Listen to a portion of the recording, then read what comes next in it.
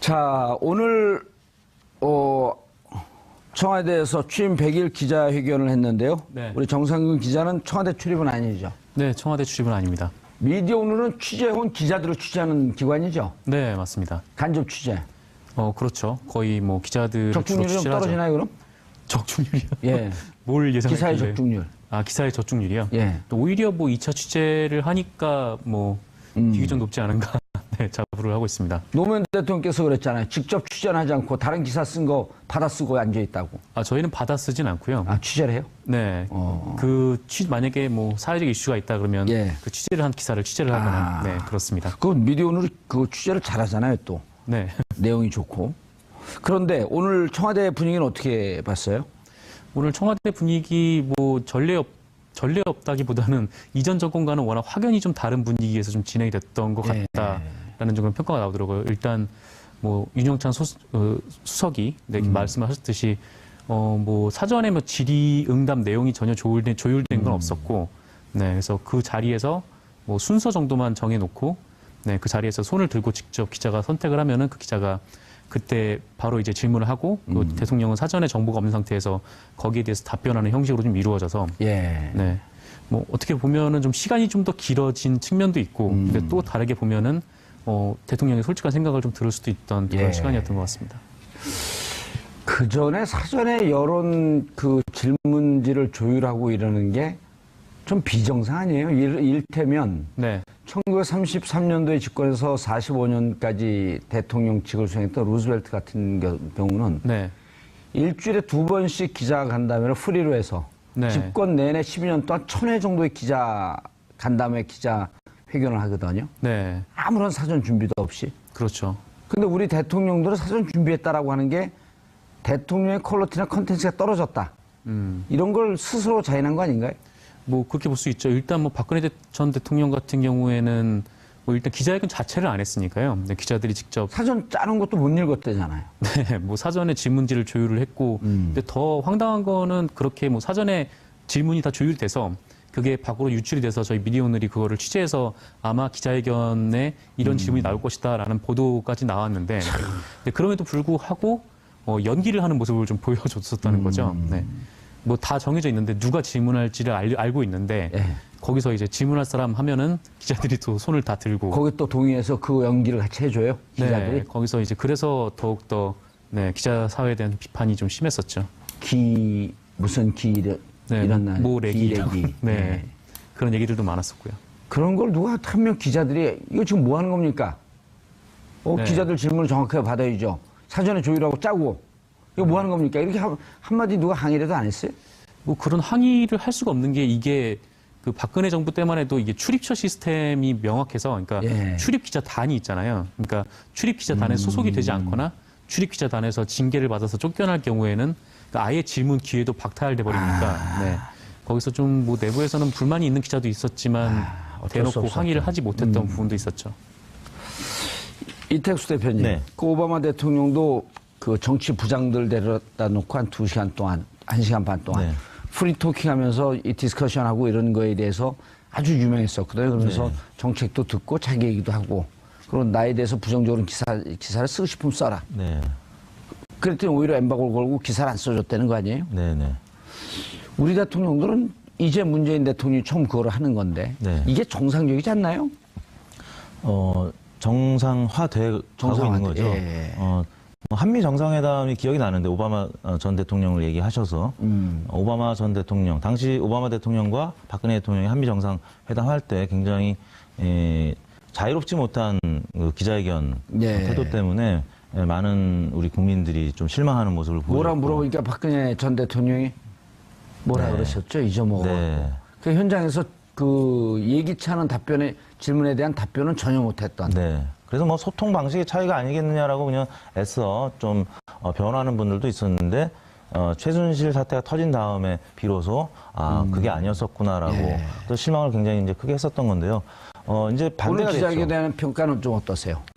기자회견 때문에 잠시 후 소개해드리겠습니다만 일간 지지율 방금 마무리된 예. 조사 결과 굉장히 지지율이 또 오늘 올라갔거든요. 한 2, 3%, 3, 4% 네, 올라간 3% 정도 예. 올라갔고요.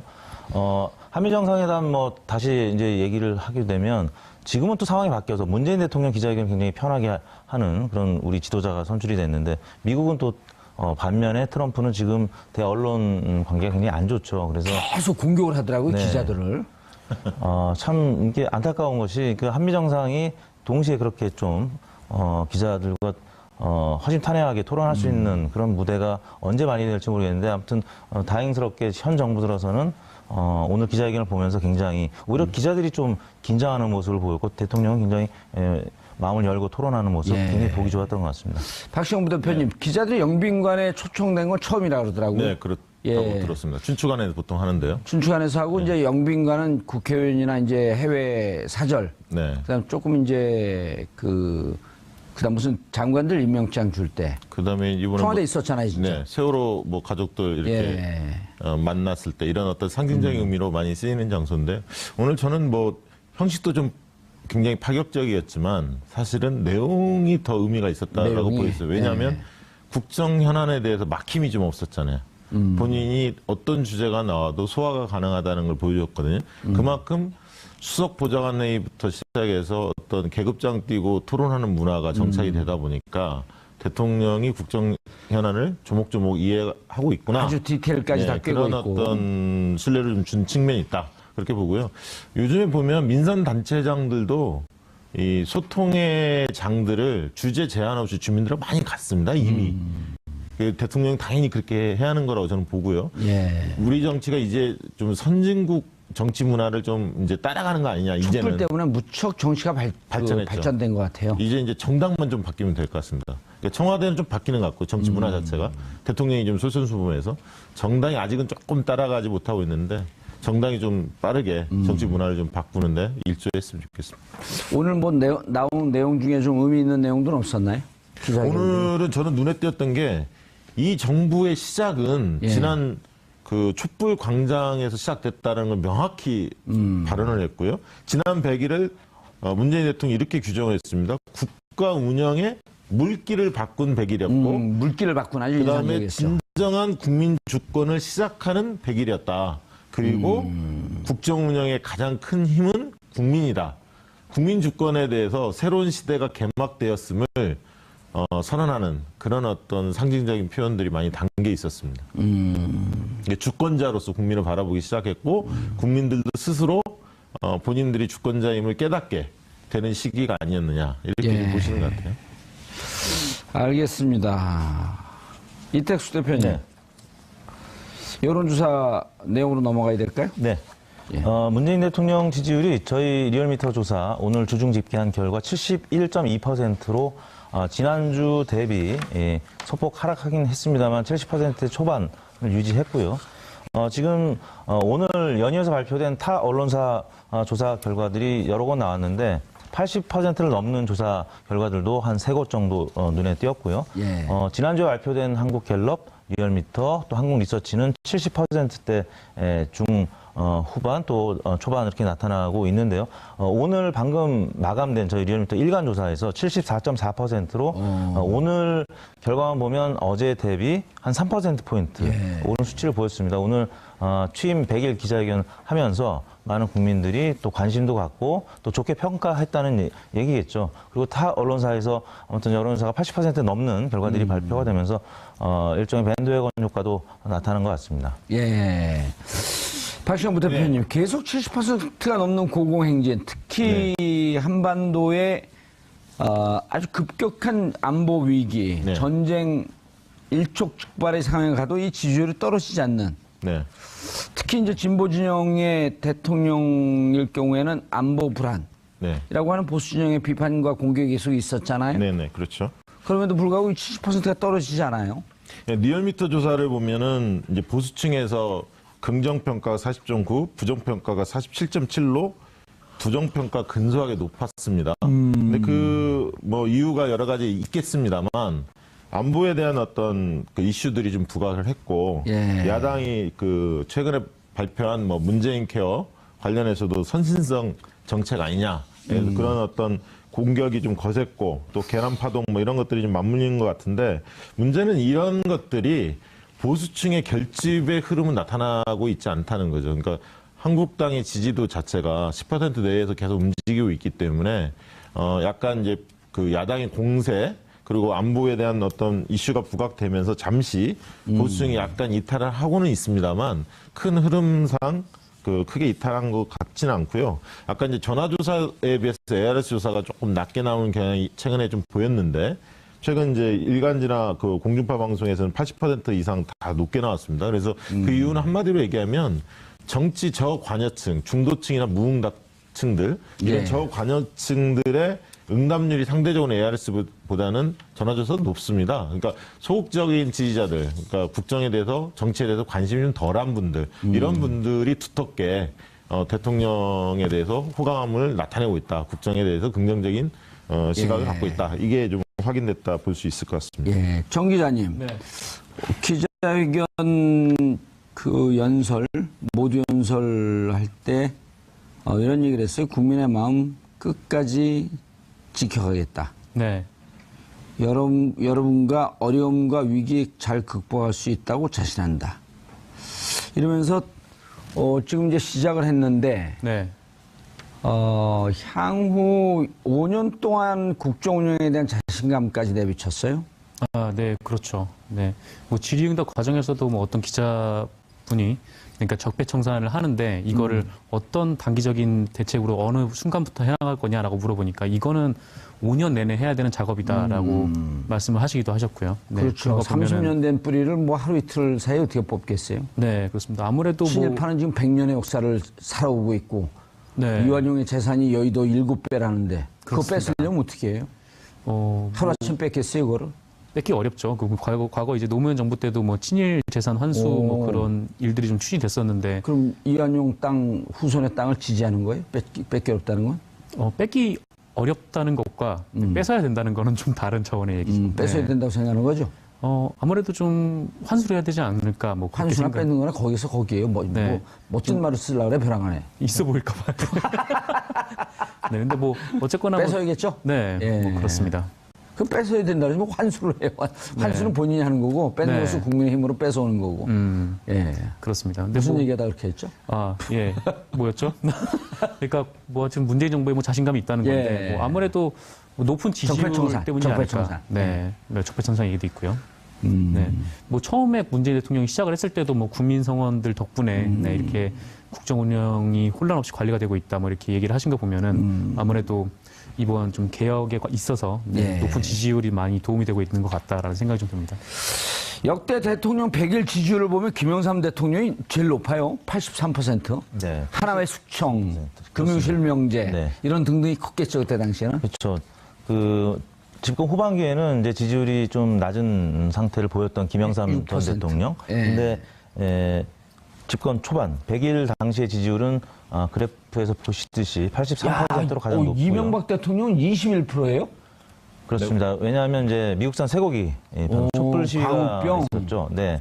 그래서 집권 초기에는 이명박 전 대통령이 가장 낮았고요. 오호. 집권 후반기에는 물론 이제 김영삼 전 대통령이나 아니면 또 노무현 전 대통령도 지지율이 좀 많이 떨어진 적이 있었는데요. 일단 문재인 대통령 지금 좌측에 회색으로 보시는 그래프는 한국갤럽 그래프인데요. 갤럽만 보면은 대략 지금 70% 후반으로 나오고 있고 지금 오늘 발표된 다른 세 곳의 여론조사를 보면 80%를 넘는 수치인데 아무튼 82%까지 나온 지지율도 제가 오늘 조간에서 봤는데요. 김영삼 전 대통령에 비해서 조금 낮은 정도 두 번째의 순위를 보이고 있고요.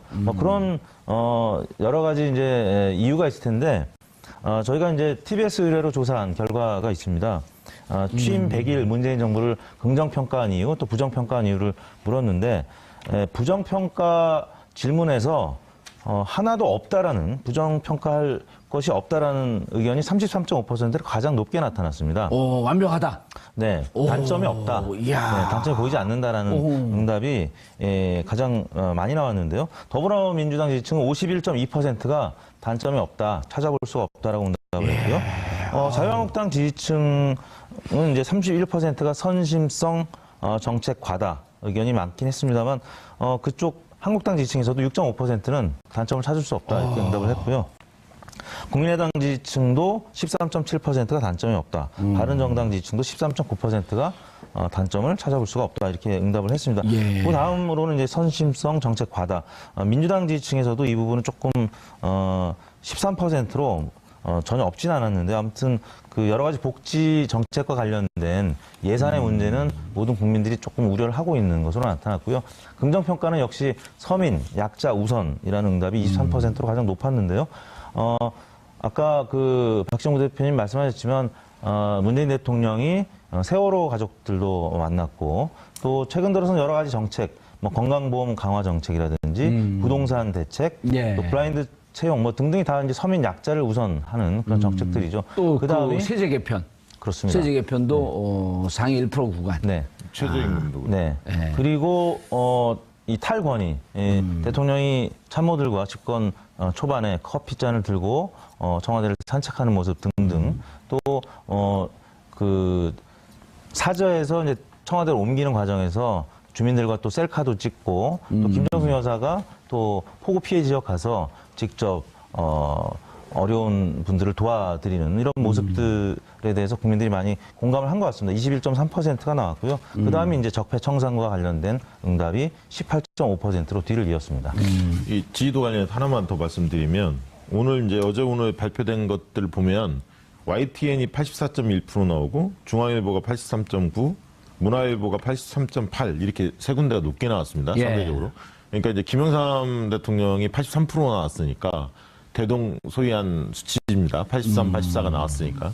그리고 이제 김영삼 정권 때는 아무래도 언론이 그 정권의 눈치를 좀 많이 봤던 시기고 지금은 그런 시기는 좀 아니기 때문에 예. 그런 측면에서 상당히 이례적으로 높은 수치다. 지금 83%가 나오는 거는. 그리고 이제 김영삼 대통령 같은 경우는 취임 후 6개월, 7개월까지는 높은 지지율을 구가했습니다. 83%를. 그러다가 7개월 지나면서 59%로 뚝 떨어져요. 왜요? 아니, 이제 그 다음에 이제 여러 가지 문제들이 막 나타나면서 떨어지는데 그래서 이제 문재인 대통령도 사실은 6개월, 7개월 그 시점이 사실 연말 아닙니까? 연말. 예, 연말에 지지율이 어떨 거냐. 그 다음에 또 지방선거가 있고. 그래서 연말까지 지지율이 어떨 것이냐. 이 부분 뭐 뒤에 있다 한 번 더 짚어봐야. 시간이 얼마 안 남았어요. 그냥 바로 얘기해요. 뭐, 그래요? 뭐 뒤에 짚어봐요. 그냥 바로 짚고 시간 예. 남으면 좀 허접한 거 좀 짚고 네. 중요한 거 짚어야죠. 저는 뭐 일단은 지지도가 높은 이유 한마디 하고 이제 전망을 예. 넘어가면 일단은 뭐 누군 다들 해석하는데 대통령이 잘했다가 제일 많고 그다음 뭐 야당이 좀 질이 멸렬하고 박근혜 대통령이 워낙 못했기 때문에 기저효과 있는 거 아니냐 이렇게들 해석하는데 좋습니다. 뭐 그 틀은 인정하는데 일단 국정기대감이 대선 후보 당시에 문재인 대통령이 별로 높지 않았거든요. 문재인 대통령이 촛불 시위로 됐지 문재인 대통령이 대통령 된 다음에 세상이 어떻게 바뀔까지 확신이 좀 없었거든요. 그런데 지금 보면 문재인의 신드롬, 재발견 이런 것들이 좀 이루어지고 있단 말이에요. 근데 박시영 부대표는 네. 책에서 네. 잘할 것이다 이렇게 책을 썼잖아요. 저는 책을 썼죠. 19대 대통령이라는 책이 안 팔렸죠. 잘 안 팔렸죠. 예측은 정확히 맞았는데. 근데 이제 왜 그러냐면 집권하자마자 보니까 일의 우선순위를 잘 알더라는 거예요. 맥을 잘 짚더라는 거예요. 5년 뭘 동안. 먼저 해야 하는지. 5년 동안 예습을 한. 그렇죠. 참여정부에 대해서 실패했던 경험도 있고 뭐 성공했던 경험도 있지만 그거를 잘 곱씹어 보신 것 같아요. 그러다 보니까 국정운영 노하우가 축적이 되면서 어떻게 보면 완급 조절을 굉장히 잘합니다. 그러니까 적폐 청산하는데 청와대가 전면에 안 나서고 부처나 기관이 나서게 하거든요. 예. 후방 지원을 하면서 그러니까 말은 별로 안 나오게 하면서 실효성 있게 다가서거든요. 그렇죠. 원래 굉장히 일은- 현명하고 영리하게 대처하고 있다. 그런 느낌이 좀 들고요. 그다음에 야당이 못한다는 건 뭐 다 알고 계시니까 홍준표, 안철수 이런 지도급 인사들도 몰락을 했고 그다음에 이제 저는 이제 대통령 하나 바뀌면서 이제 국격이 좀 달라졌다라는 생각이 드는데 이런 얘기를 좀 드리고 싶습니다. 이미지 분석을 해보면 지난 대선 당시에 이미지 중에 4대 요소가 문재인 후보가 약점으로 지적된 게 4대 요소가 있습니다. 뭐였냐면 과감성이 좀 부족하다. 그러니까 신중하고 사람이 확 밀어붙이지 못한다. 추진력이 약하다. 이게 첫 번째 요소였고요. 두 번째 능수능란함이 부족하다. 유능함이 부족하다는 거예요. 그러니까 사람이 순수한데 능수능란하게 일을 잘 풀어가지는 못한다. 이런 이미지가 좀 있었거든요. 그다음에 좀 따뜻한 면이 조금 부족하다. 그게 세 번째인가요? 네, 세 번째였습니다. 마지막으로는 이성적인 느낌, 그러니까 감성에 좀 휘둘리는 느낌이 있다. 이게 균형감하고 관련이 있는 건데 이성적이지 못하다. 이런 인식들이 조금은 부족한 것으로 나왔었습니다. 당시 조사를 해보면. 근데 이게 불과 100일 만에 거의 다 극복이 됐습니다. 왜 그랬냐면 업무 지시를 처음에 그 취임하자마자 막 하지 않았습니까? 일자리위원회, 비정규직, 정규직화, 미세먼지 막 이런 것들을 지시를 하거든요. 법을 바꾸지 않아도 대통령이 시행령을 통해서 바꿀 수 있는 것들을 먼저 팍 치고 나갔고, 그다음 민생 이슈에 대해서 굉장히 드라이브를 걸면서 적폐청산 이런 걸 하면서 과감함과 유능함이라는 두 마리 토끼를 잡기 시작합니다. 과감하게 가고 그러면서도 능수능란함, 그게 유능함이거든요. 유능함 요소를 많이 형성했고, 이런 과정에서 이제 시대정신이라고 얘기하는 경제 불평등 해소, 정의와 공정의 실현, 일자리 경제 3대 시대정신에 대해서 대통령이 그런 것들을 해결하는 모습을 보여줬고, 두 번째는 뭐냐면 탈권위 소통행보라고 하는 감성 정치를 통해서 따뜻한 이미지로 확보한 거예요. 아까 이제 좀 차갑다는 느낌이 들었는데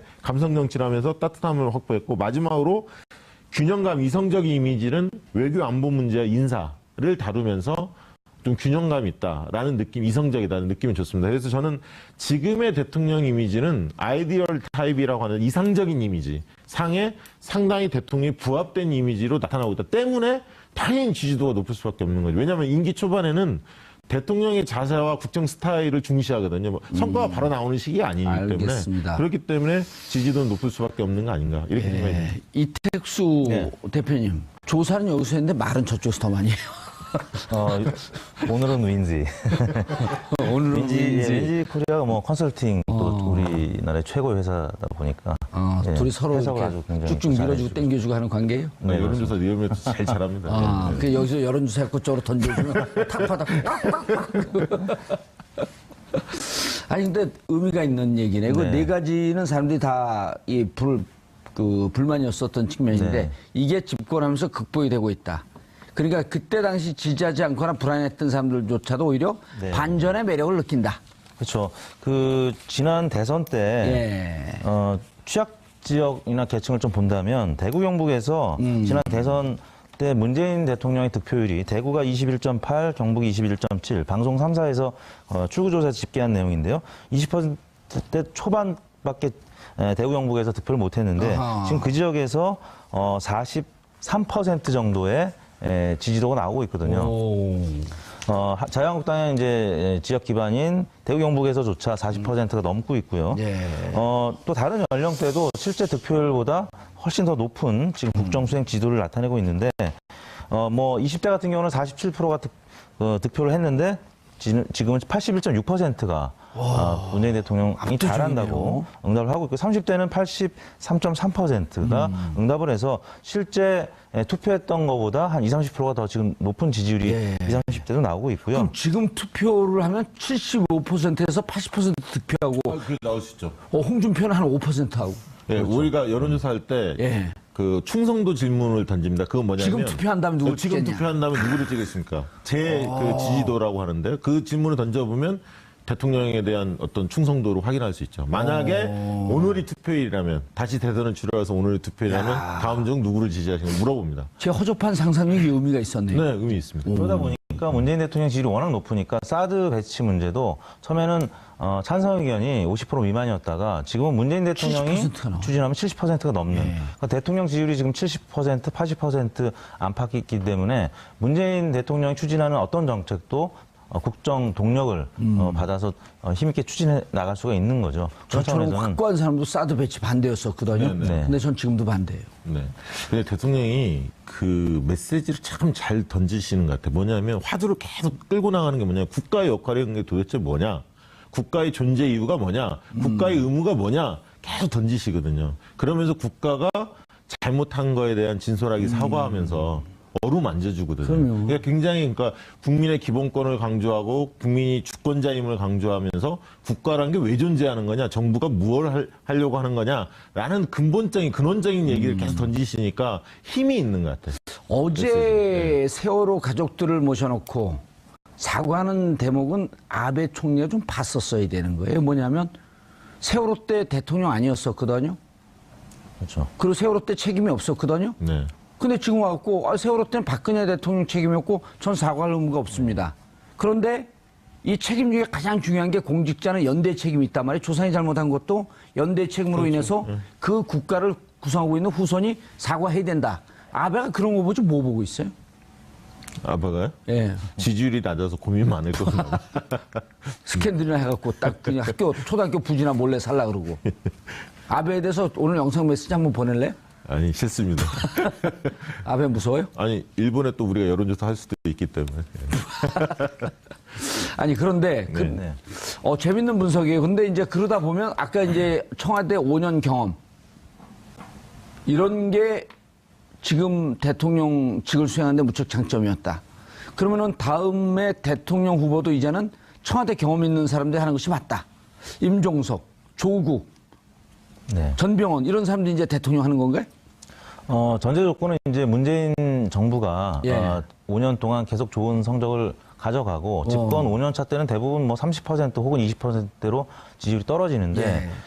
레임덕이라고 하는 수준이 대략 뭐 30%대 뭐 한 중반 정도 그렇죠. 이하로 떨어질 텐데 만약에 문재인 정부가 한 35%에서 40% 이상 계속 국정수행 지지도를 이어간다면 예. 차기 주자군들은 훨씬 더 힘을 받고 정권이 교체돼도 안정적으로 국정을 운영할 수 있겠구나라는 국민들의 어떤 편안한 마음 때문에 많은 지지를 받을 수 있을 겁니다. 청와대 출신들이 더 유리하냐 이걸 묻는 그렇죠. 거예요. 이제 유리한 거죠. 이럴 수 있는. 네. 다음에 만약에 대통령 지지율이 계속 잘 나가면 너 장관 될래, 수석 될래, 청와대 수석 할래. 그러면 청와대 수석 갈 사람도 나올 수도 있다는 얘기죠. 왜냐하면 청와대 수석하면서 전방위적으로 보는 시각 자체가 그다음에 이제 후진하면 대선 또 출마하고. 아니 그럴 수도 있다는 거예요. 그만큼 그런 자리가 차관급임에도 불구하고 수석이 그 각광 받을 수도 있다는 거죠. 예. 그러면은 지금 장관 나간 사람들이 후회하겠는데요? 아니 장관으로서 또 자기가 잘하시면 또 이번에 뭐 김현미 장관 같은 경우도 예. 부동산 문제 굉장히 단호하게 처리하시면서 인기가 좀 높아지지 않았습니까? 예. 하기 나름인 것 같습니다. 장관 생각 있으십니까? 장관요? 네. 호랑이하고 사자는 한 물에 안 산다고 내가 맨날 그러잖아요. 네. 예. 피선거권이 없으시죠? 그리고 국무담임권도 없어요. 아, 장관 지명 못 합니다, 저는. 그럼 큰일 나요. 대통령 지지율 한 10%로 떨어져요. 예. 자, 그런데 이제 사실, 지금까지는 너무 이제 박근혜 전 대통령이 나름대로 이제 판을 흔들어 놨기 때문에 네. 이걸 수습하는 단계에 있어서 특히 국민들이 대통령이 멀리 있었고 감정적으로 치유하는 이런 단계였다고 한다면 지금부터는 이제 과제들이 첩첩 아주 묵직한 과제들만 남아 있잖아요. 부동산 문제도 그렇고 세제 문제 그렇고 사드 문제, 북핵 문제 이게 해결할 게 한두 개가 아닌데 이런 거 해결하면서 부딪히면서 지지율이 조금씩 꺾일 수도 있겠다. 그렇습니다. 이제 여러 가지 개혁 과제들을 안고 예. 이제 100일 이후를 이제 보내야 되는데 개혁 과제에서 이제 적폐 청산의 대상이 되는 분들은 당연히 지지를 철회하겠죠. 그리고 본인 강하게 저항하겠죠. 네, 지역이나 아니면 본인의 어떤 계층과 반대되는 입장에 정책이 추진될 경우에는 뭐 지지율이 떨어져 나갈 수밖에 없습니다. 그런 예. 차원에서 뭐 50%대 지지율 사실은 지키기가 어려운 것인데요. 지금 아무튼 70%대 이상의 지지율은 5년 동안에 임기를 잘 해주길 바라는 기대감이 이제 반영이 돼 있기 때문에 근데 기대는 조금씩 떨어질 수밖에 없죠. 이제 예. 50%대 지지율을 계속 유지해 나가는 것이 일단 관건인데 50%? 네, 내년 지방선거 때까지는 어느 정도 고공행진을 할 것 같습니다. 왜냐하면 지방선거 때까지 지금 여당이나 야당이나 최근 들어서는 좀 지리멸렬한 모습을 보였고 계속적으로 보수는 보수, 진보는 진보대로 각 정당이 지금 나뉘어져서 경쟁을 하고 있는 상황이기 때문에 뭐 당장 한국당도 그렇고 한국당은 지금 박근혜 전 대통령을 출당시키느냐의 문제를 갖고 친홍 또 친박 간의 이제 계파 갈등이 이제 점차 심화될 수밖에 없는 상황이고요. 국민의당은 뭐 아시다시피 지금 전당대회를 하는 과정에서 4명의 후보가 굉장히 큰 설전을 벌이고 있는 과정에서 지지율이 떨어진 상태에서 계속 답보 상태인 5% 네네 그렇기 때문에 지금 문재인 정부, 문재인 대통령 입장에서는 어느 때보다 굉장히 좋은 정치적인 지형에서 여소야대지만 높은 지지율을 구가할 수 있는 그런 정치적인 지형을 갖고 있다라고 봐야 될 것 같습니다. 그래서 예. 지방선거 때까지는 어느 정도 높은 지지율을 갖고 국정 동력을 이끌어 갈 수가 있는데 그다음 이제 지방선거 이유가 문제겠죠. 또 그다음에 총선이 있고 그런 과정에서 과연 문재인 대통령이 잘 해낼 수 있을 거냐. 근데 지금까지는 그 과거 노무현 정부 때 시행착오를 다 면밀하게 기억하고 있고 또 지지층도 굉장히 견고한 지지를 계속 보내고 있습니다. 당시에 노무현 정부 말기 때 지지를 철회했다가 노무현 대통령이 비운의 그런 사건이 있었던 걸 국민들이 알고 있기 때문에 예. 문재인 정권을 계속 응원해주고 이런 모습들이 나타나고 있는데 오늘 뭐 당장 포털 검색어 20위 안에 문재인 대통령과 관련된 검색어가 3개나 올라와 있습니다. 뭐였었죠? 사랑해요 문재인, 그다음에 문재인 우표, 그다음에 그냥 문재인 대통령 이름 석자 이렇게 세 키워드가 지금도 계속 20위권 안에 3개가 올라와 있거든요. 그러니까 이른바 문재인 신드롬이라고 하는 얘기가 계속 유효한 상태가 이어지고 있는 거죠. 예, 가장 큰 그 걸림돌이 뭐가 될까요? 그러니까 저는 해결해야 할 과제. 70% 내외로 움직이다가 예. 조금 빠질 거라고 봅니다. 빠지는데 연말까지는 60% 이하로 떨어지지는 않을 거다. 이유는 3가지인데요. 추정하는 근거는 첫 번째는 의제 관리를 굉장히 영리하게 잘하고 있다는 거예요. 그러니까 그 국민 공감도가 높은 복지 이슈, 생활 밀착형 과제들을 드라이브를 좀 걸고 있거든요. 예를 들면 피부적으로 느낄 수 있는 거. 그런 것들을 의제 선정은 굉장히 중요한데 그런 것들을 굉장히 청와대가 관리를 잘하고 있다. 첫 번째는. 두 번째는 대통령의 인간적 면모 때문에 콘크리트 지지 구조가 형성이 됐어요. 지금 매우 잘한다. 흔히 얘기하는 적극적 지지층이 상당히 두텁게 형성돼 있다. 때문에 이게 쉽게 빠지지 않을 것 같다. 이게 두 번째고 세 번째는 야당이 지리멸렬하기 때문에 대안이 별로 없어서 당분간 움직일 가능성이 크지 않다. 그래서 빠지더라도 연말에 60% 미만은 빠지지 않을 것 같고 안보하고 원전 사드를 얘기하는데 안보 문제는 사실은 제가 볼 때 큰 성과도 없이 그냥 지금의 답부 상태로 상당 기간 갈 가능성이 있고요. 사드 문제는 대통령 리스크는 아닌 것 같아요. 사드 추가 배치하고 뭐 이런 과정이 지금 그런 부분에 대해 70%가 지지를 보내고 있거든요. 사드 추가 배치에 대해서. 그래서 대통령 리스크가 아닐 것 같고 원전도 사드가 아니다. 예, 원전도 공론조사의 결과를 봐야겠습니다. 오늘 대통령의 메시지가 굉장히 중요합니다. 뭐라고 얘기했냐면 탈원전을 급격하게 추진하지 않겠다라고 말씀하셨지 않습니까? 때문에 공론조사에서 어떠한 형태가 결론이 나오더라도 그 제3의 방향 형태로 도출될 가능성이 있을 것 같습니다. 제가 볼 때는. 그래서 그런 측면에서 본다면 탈원전 가지고 지금 보수층이 굉장히 공격을 했었는데 실제로 본인은 대선 당시에 원전 신고리 오리코기 중단을 공약화했지만 그것이 상당 부분 진척이 돼 있었기 때문에 공사가 이거를 공론화에 붙였다라고 이야기를 하거든요. 때문에 그 원전과 관련해서도 비판 부분들이 상당히 어떻게 결론이 나오더라도 수그러들 가능성이 있어서 큰 타격은 아니다 이렇게 봅니다. 알겠습니다. 정 기자님 앞으로 네. 그 전말 어떻게 보세요? 뭐 두 분의 전문가 분들께서 예. 말씀을 해주셔가지고 뭐 제가 이렇게 특별히 첨언을 할 게 있나 뭐 그런 생각이 좀 드는데. 기자들 사이의 분위기나 이런 게 전혀 없나요?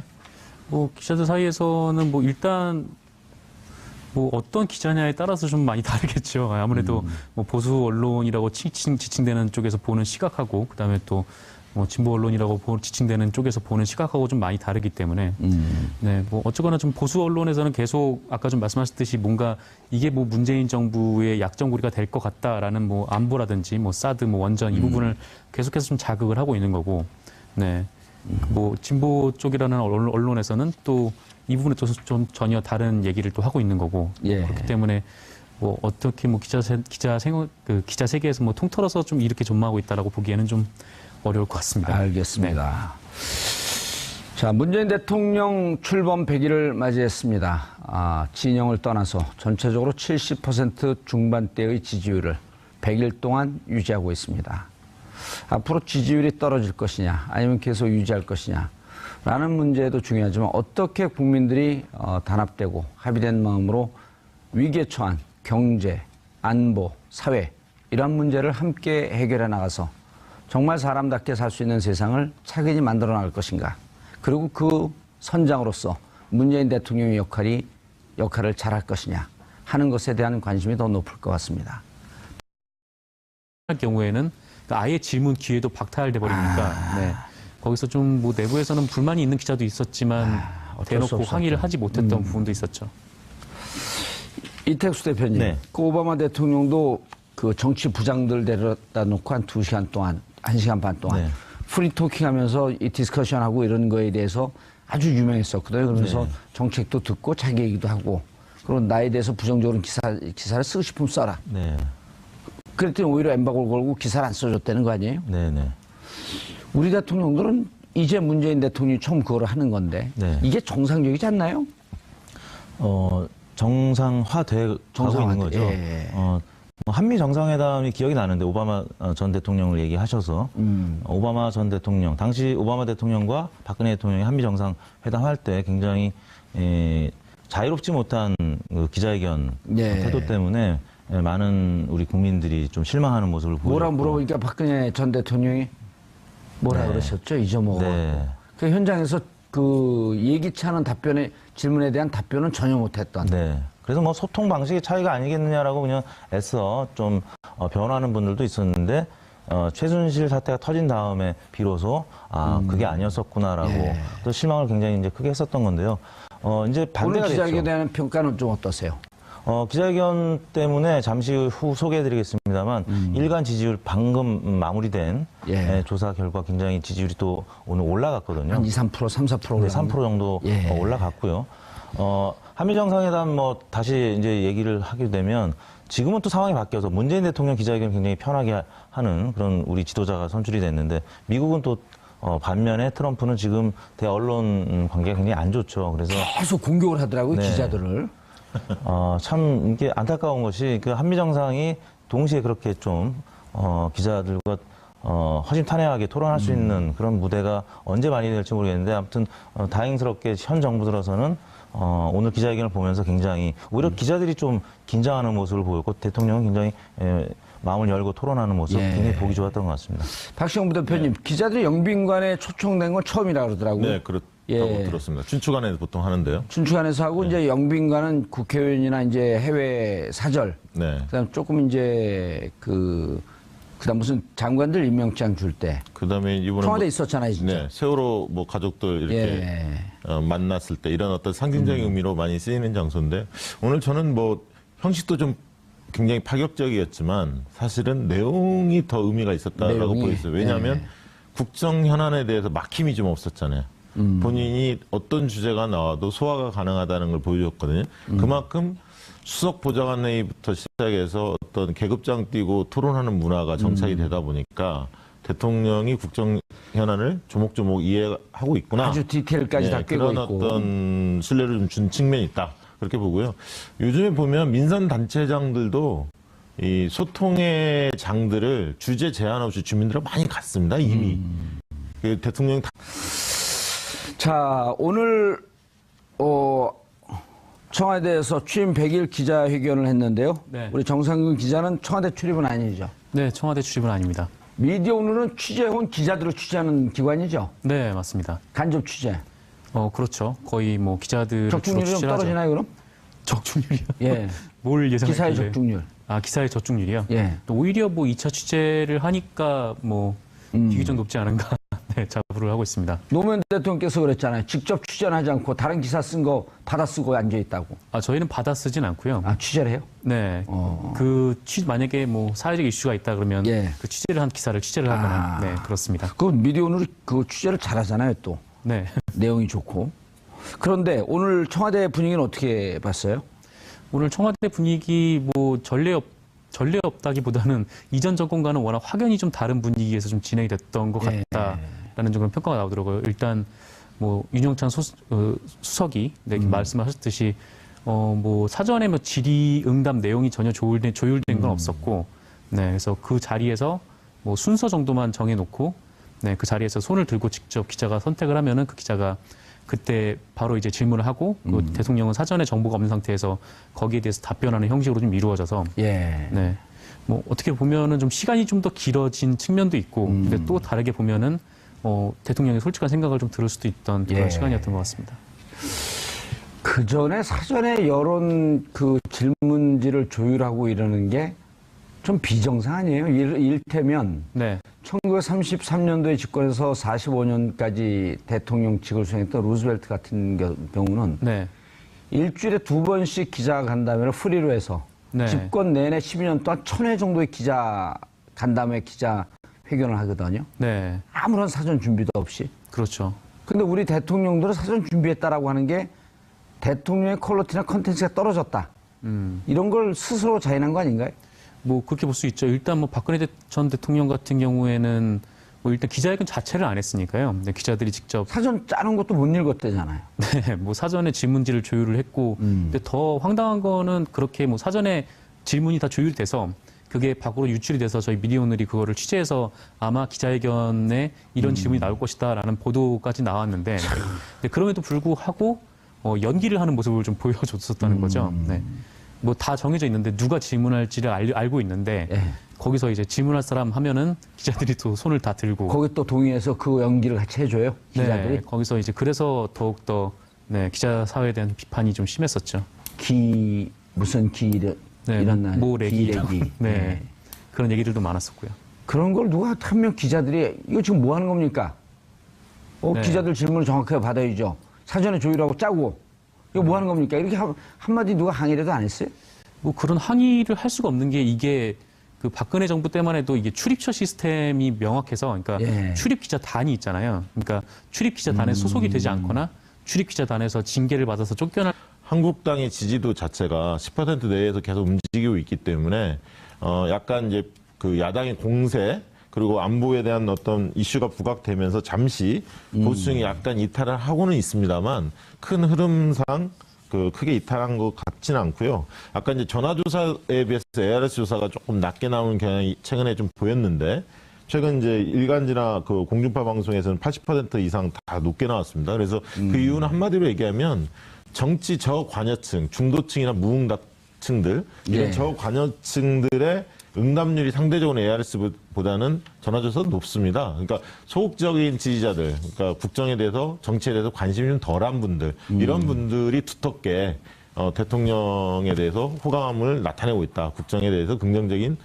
시각을 예. 갖고 있다. 이게 좀 확인됐다 볼 수 있을 것 같습니다. 예. 정 기자님. 네.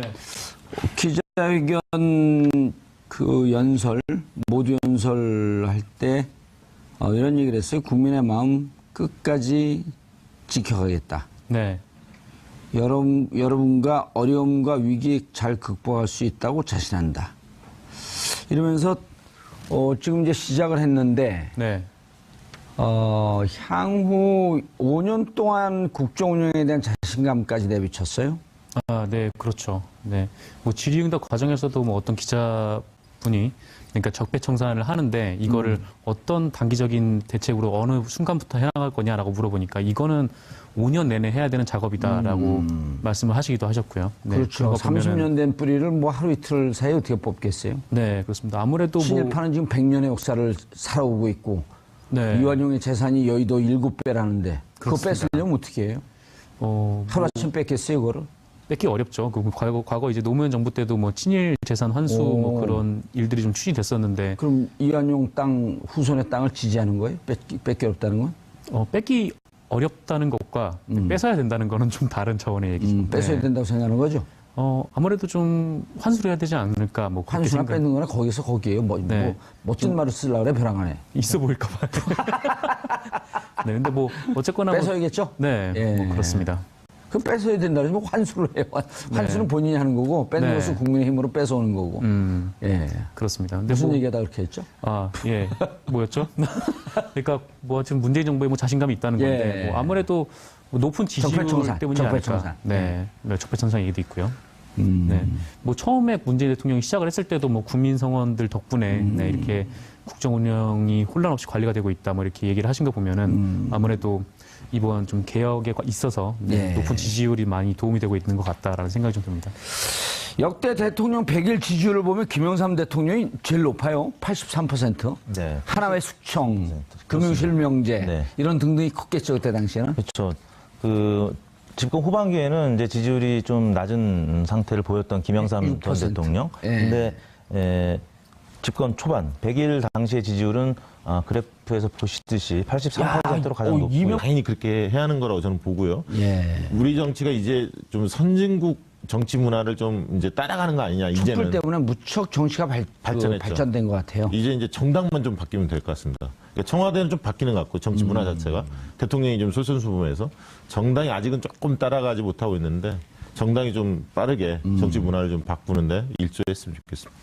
오늘 뭐 나온 내용 중에 좀 의미 있는 내용들은 없었나요? 기자회견. 오늘은 저는 눈에 띄었던 게 이 정부의 시작은 예. 지난 그 촛불 광장에서 시작됐다는 걸 명확히 발언을 했고요. 지난 100일을 문재인 대통령이 이렇게 규정을 했습니다. 국가 운영의 물길을 바꾼 100일이었고 물기를 바꾼 아주 그다음에 인상적이었어. 진정한 국민 주권을 시작하는 100일이었다. 그리고 국정 운영의 가장 큰 힘은 국민이다. 국민 주권에 대해서 새로운 시대가 개막되었음을 선언하는 그런 어떤 상징적인 표현들이 많이 담겨 있었습니다. 이게 주권자로서 국민을 바라보기 시작했고 국민들도 스스로 본인들이 주권자임을 깨닫게 되는 시기가 아니었느냐 이렇게 좀 보시는 것 같아요. 알겠습니다. 이택수 대표님. 네. 여론조사 내용으로 넘어가야 될까요? 네. 예. 문재인 대통령 지지율이 저희 리얼미터 조사 오늘 주중 집계한 결과 71.2%로 지난주 대비 소폭 하락하긴 했습니다만 70% 초반을 유지했고요. 지금 오늘 연이어서 발표된 타 언론사 조사 결과들이 여러 곳 나왔는데 80%를 넘는 조사 결과들도 한 3곳 정도 눈에 띄었고요. 예. 지난주에 발표된 한국갤럽, 리얼미터, 또 한국리서치는 70%대 후반 또 초반 이렇게 나타나고 있는데요. 오늘 방금 마감된 저희 리얼미터 일간 조사에서 74.4%로 오늘 결과만 보면 어제 대비 한 3%포인트 오른 수치를 보였습니다. 오늘 취임 100일 기자회견 하면서 많은 국민들이 또 관심도 갖고 또 좋게 평가했다는 얘기겠죠. 그리고 타 언론사에서 아무튼 여론조사가 80% 넘는 결과들이 발표가 되면서 일종의 밴드웨건 효과도 나타난 것 같습니다. 예. 박시영 부대표님, 계속 70%가 넘는 고공행진, 특히 한반도의 아주 급격한 안보 위기, 네. 전쟁 일촉즉발의 상황에 가도 이 지지율이 떨어지지 않는. 네. 특히 이제 진보 진영의 대통령일 경우에는 안보 불안이라고 네. 하는 보수 진영의 비판과 공격이 계속 있었잖아요. 네네, 그렇죠. 그럼에도 불구하고 70%가 떨어지지 않아요.